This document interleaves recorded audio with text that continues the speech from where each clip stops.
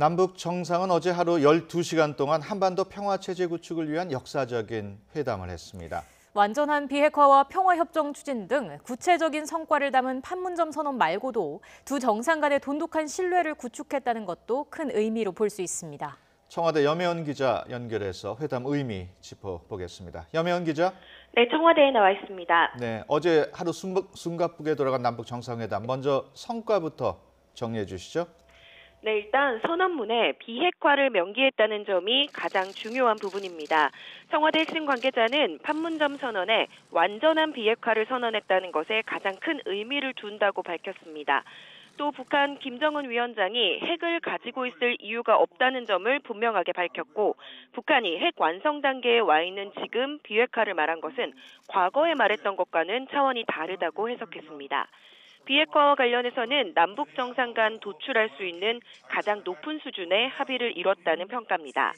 이제 우리 정부는 비핵화의 구체적인 내용은 앞으로 열릴 북미 회담으로 넘기고 이 과정에서 적극적인 중재 역할을 하게 될 것으로 풀이됩니다. 한반도 평화체제 구축에 있어서 또 한 가지 중요한 점이 바로 연내 종전선언입니다. 다만 평화협정 체결도 결국 북한 비핵화, 체제 보장 문제와 긴밀하게 연관되어 있다는 점에서 북미 회담이 관건이 될 것으로 보입니다. 이와 함께 개성 공동연락사무소 설치, 8.15 이산상봉 등에서도 남북이 합의했는데요. 청와대 관계자는 이를 이행하기 위한 고위급 회담과 적십자 회담 등의 장치가 마련됐고 구체적으로 명시됐다며 빠르게 진행될 것이라고 설명했습니다.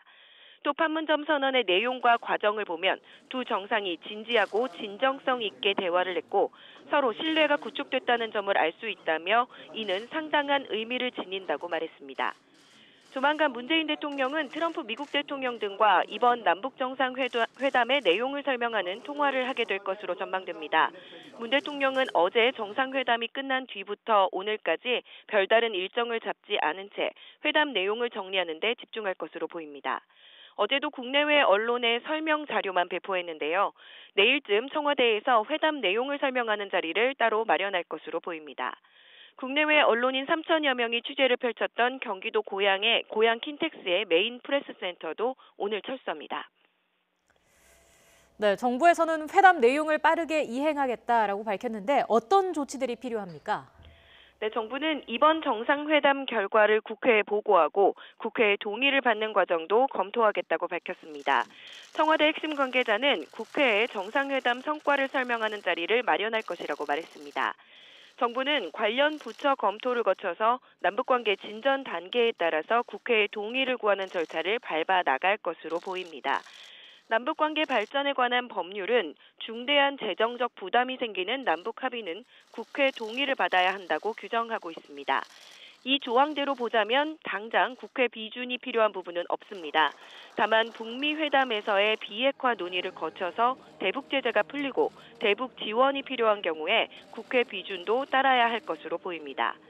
정부는 일단 기존의 남북 정상회담 준비위원회를 이행추진위원회로 바꿔서 후속 조치를 추진하겠다고 밝혔습니다.